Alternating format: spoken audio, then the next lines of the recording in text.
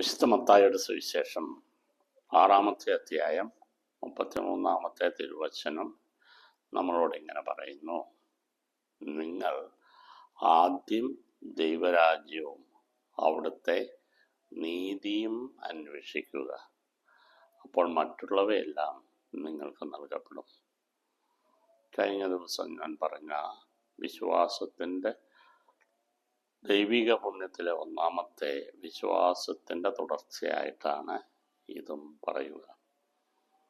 നമ്മൾ പലപ്പോഴും വിശ്വാസം എന്ന് കരുതുന്നതൊക്കെ ഒന്ന് വിശദമായിട്ട് അന്വേഷിച്ചാൽ അത് വിശ്വാസമാണോ എന്ന് നമ്മൾ ചോദിക്കേണ്ടി വരും.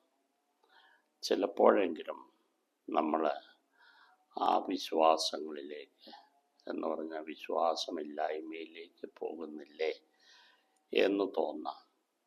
വിശ്വാസമെന്ന് നമ്മൾ കരുതുന്ന പലതും അർത്ഥവിശ്വാസങ്ങളും അബദ്ധവിശ്വാസങ്ങളും അതുപോലെ തന്നെ വിശ്വാസം വിട്ടുള്ള പോക്കലുമാണ് എന്ന് പറയേണ്ടതും വരും.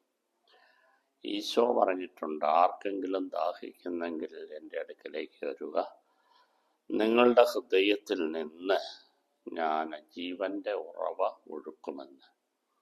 അപ്പം അതങ്ങ് മറന്നു പോകും. നമ്മൾ ചില സങ്കേതങ്ങൾ, ചില ഇടങ്ങൾ, ചില വ്യക്തികളെയൊക്കെ അന്വേഷിച്ചങ്ങ് പോകും. ഒരു കണക്ക് പറഞ്ഞെന്നാൽ ഇതെല്ലാം അബദ്ധ വിശ്വാസങ്ങളായിട്ട് മാറാം. തീർച്ചയില്ല മാറണമെന്ന്, മാറാൻ സാധ്യത കൂടുതലാണ്. അവർ പറയുന്നതല്ല, ആ ഇടങ്ങൾ നമുക്ക് പറഞ്ഞു തരുന്നതൊക്കെ നമ്മൾ കേട്ടിട്ട് നമ്മളുടെ ജീവിതത്തിലേക്ക് കൊണ്ടുവരുമ്പോൾ അത് ചിലപ്പോഴൊക്കെ അബദ്ധവിശ്വാസങ്ങളുടെ സ്യൂഡോ ഫെയ്ത്തായിട്ടൊക്കെ മാറും.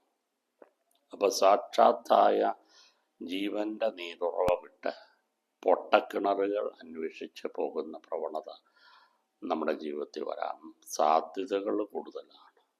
ആരും ഒരു സ്ഥലവും ദൈവനീതിക്ക് ഉപരിയല്ല. ചില സിദ്ധന്മാരൊക്കെ ചിലപ്പോഴും നമ്മളെയൊക്കെ സ്വാധീനിക്കുക. അത് വൈദികരാകാം, അവൈദികരാകാം, കന്യാസ്ത്രീകളാകാം. അവരൊക്കെ പറയുന്നത് കേട്ട് പൂർണ്ണമായിട്ട് അതിൻ്റെ പിറകെ നടക്കുന്നത്. ഞാൻ നേരത്തെ പറഞ്ഞതുപോലെ നീരുറവ, സാക്ഷാൽ ജീവൻ്റെ നീരുറവയായ ദൈവത്തെ വിട്ട് അബദ്ധ ജഡിലങ്ങളായ ചില പ്രസ്ഥാനങ്ങളുടെ പിന്നാലെ പോകലാണ്. അത് നമ്മൾ വളരെ ശ്രദ്ധിക്കേണ്ട ഒരു കാര്യമാണെന്ന് നിങ്ങളെ ഞാൻ ഓർമ്മപ്പെടുത്തട്ടെ. നല്ല ദിവസം.